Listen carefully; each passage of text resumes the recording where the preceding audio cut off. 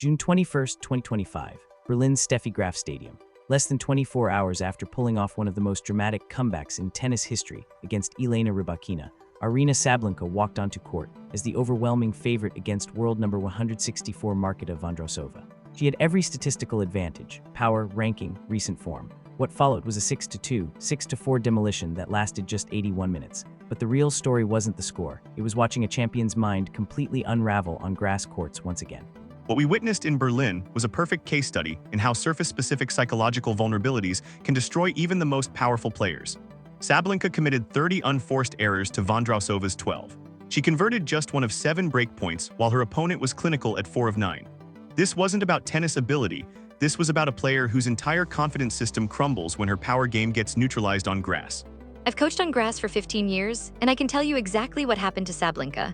Vondrousova did what every grass court specialist knows how to do. She took pace off the ball, used variety, and forced Sabalenka to generate her own power. The moment a power player like Sabalenka can't dictate with her weapons, doubt creeps in. And on grass, doubt spreads faster than anywhere else.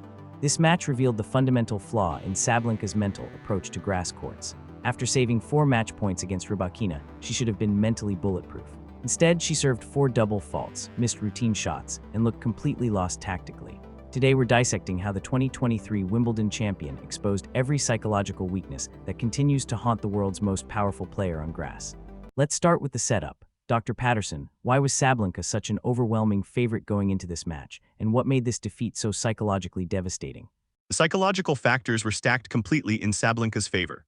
She was world number 1, had just pulled off an incredible comeback against Rybakina, saving 4 match points, and was facing a player ranked 164th who hadn't reached a final since Wimbledon 2023. More importantly, Sabalenka led their head-to-head 4-3 and had beaten higher-ranked opponents all week.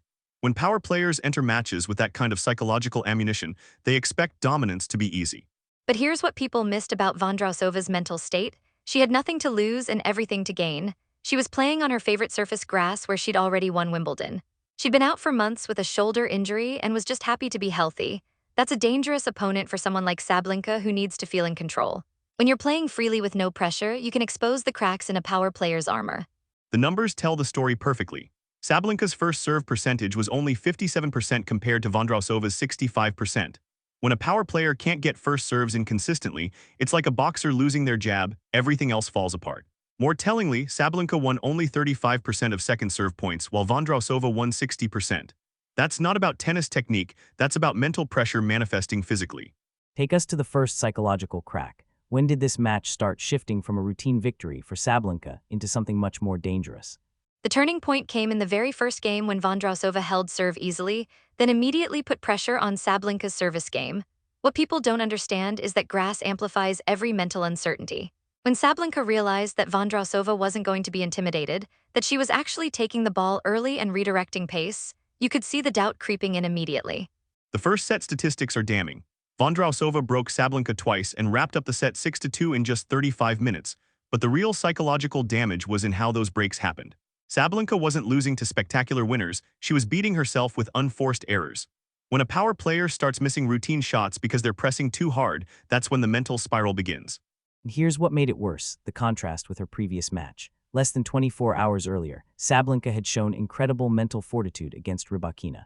She'd saved 4 match points and demonstrated championship-level resilience. How does a player go from that kind of mental strength to complete collapse so quickly? This is the paradox of emotional exhaustion in elite sports. That comeback against Rybakina took everything out of her mentally.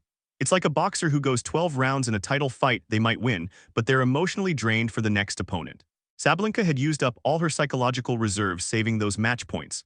When Vondrousova started neutralizing her power, she had nothing left in the mental tank. Let's analyze Vondrousova's tactical approach. Coach Santos, how did she systematically dismantle Sabalenka's confidence? Vondrousova's game plan was psychologically brilliant. She used slice, drop shots, and angles to completely disrupt Sabalenka's rhythm. Every ball came back at a different pace, different height, different spin. For a power player who thrives on rhythm and timing, this is torture. Sabalenka couldn't get into her preferred pattern of big first strike, aggressive follow-up. She was constantly having to adjust, improvise, generate her own pace. What Vondrousova did was essentially turn tennis into a chess match instead of a boxing match. Sabalenka's entire identity is built on overpowering opponents. She hits harder than almost anyone in tennis history. But when you take that power advantage away and force her to think tactically, to problem solve in real time, she becomes vulnerable. The statistics show it. 30 unforced errors to Vondrousova's 12. That's not bad luck, that's psychological warfare. And the comments from fans afterward were telling. They were celebrating that the screamer is out and thanking Vondrousova for playing without the grunting. There's clearly a psychological element where opponents and fans alike want to see Sabalenka's power game neutralized. How does that external pressure affect a player's mindset?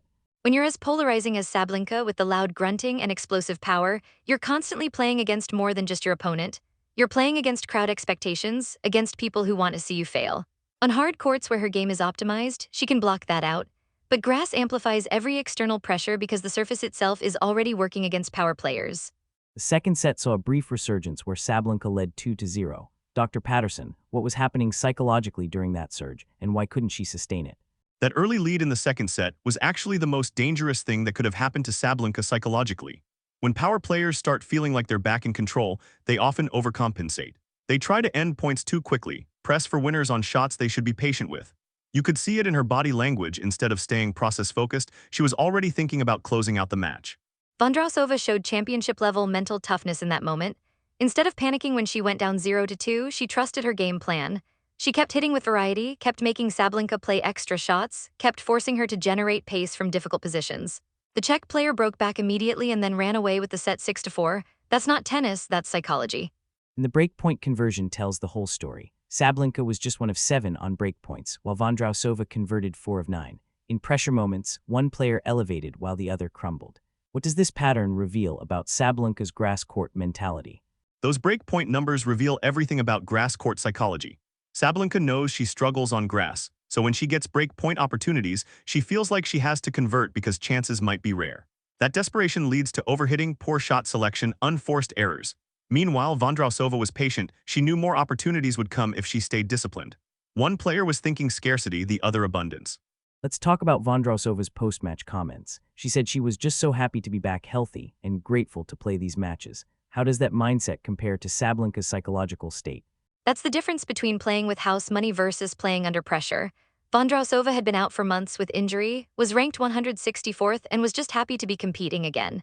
When you're playing with that kind of gratitude and freedom, you're dangerous. Compare that to Sabalenka, who's world #1 and expected to dominate everyone. The psychological weight is completely different. Vondrousova also mentioned this was her first win over a reigning world #1. That's significant psychologically because it removes any intimidation factor. She wasn't playing Sabalenka, the dominant champion. She was playing another tennis player who happened to be ranked higher. When you strip away the rankings and reputation, tennis becomes about who executes better under pressure. And today that was clearly Vondrousova. This brings us to the deeper pattern. This is now Sabalenka's second consecutive Grand Slam final loss. Her struggles continue on grass, and the fan reactions show a clear pattern of people wanting to see her power game neutralized. What does this mean for her Wimbledon chances? Wimbledon is going to be brutal for Sabalenka psychologically. Every opponent now has a blueprint for how to beat her on grass. Take pace off, use variety, force her to generate power from defensive positions, stay patient in long rallies. When tennis becomes tactical rather than physical, Sabalenka becomes vulnerable. And at Wimbledon, there are plenty of players who can execute that game plan. Dr. Patterson, what separates a player like Serena Williams, who could win on any surface, from someone like Sabalenka, who dominates on hard courts but struggles on grass? Serena understood that tennis is ultimately about problem solving, not just power. When her plan A wasn't working, she had plans B, C, and D. She could serve and volley, hit with more spin, change the pace, come to net. Most importantly, Serena embraced pressure. She understood it was a privilege to play for meaningful stakes. Sabalenka treats pressure like a burden, and that shows up most clearly on grass where her margin for error is smallest.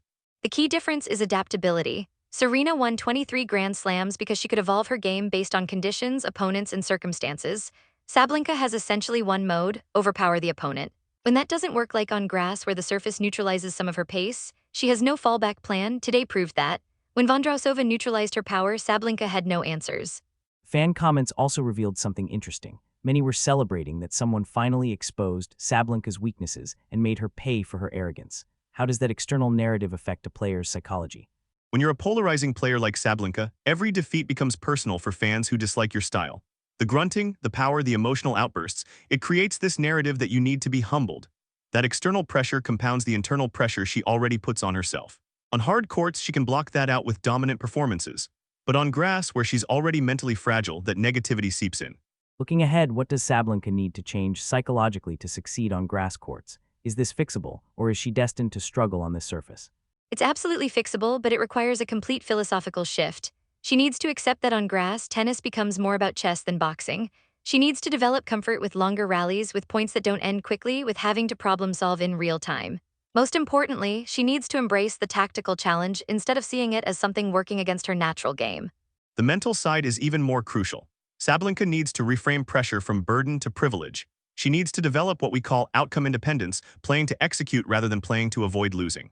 When power players start playing not to lose, they become tentative, which is death on grass. She also needs to develop genuine respect for the surface and stop treating grass court losses as flukes. Statistics from today's match paint a clear picture. 30 unforced errors to 12, converting just one of 7 break points, serving 4 double faults including crucial ones. This wasn't about tennis ability, it was about mental execution under pressure. What's the key psychological lesson here?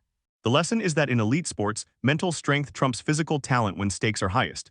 Sabalenka hits as hard as any player in tennis history, but she doesn't think as clearly when pressure mounts. Vondrousova showed today that champions aren't defined by their weapons. They're defined by their ability to execute when everything is on the line. That's why she's a Grand Slam champion, and Sabalenka continues to struggle in the biggest moments on grass. Dr. Patterson, Coach Santos, thank you for helping us understand one of the most revealing psychological breakdowns in recent tennis. What we witnessed in Berlin wasn't just Marketa Vondrousova reaching her first final since Wimbledon 2023. It was a masterclass in how mental strength defeats raw power when the pressure is highest. Sabalenka walked onto that court with every physical advantage power, ranking, recent momentum from her dramatic comeback against Rybakina. But Vondrousova carried something more valuable. The unshakable belief that grass court tennis rewards patience over power, strategy over strength, and mental clarity over raw talent. Final score was 6-2, 6-4, but the real story was written in the break-point conversions, the unforced error count, and the visible frustration of a player who discovered once again that power without purpose is just noise. Vondrousova didn't just win a tennis match, she proved that in the highest stakes moments on grass courts, the mind trumps muscle every single time. As Wimbledon approaches, Sabalenka faces a choice: evolve her mental approach to grass court tennis, or continue to be haunted by the same psychological patterns that have limited her on this surface. Sometimes the most powerful thing you can do is simply refuse to be intimidated by power itself. And today, Marketa Vondrousova reminded us all of that fundamental truth.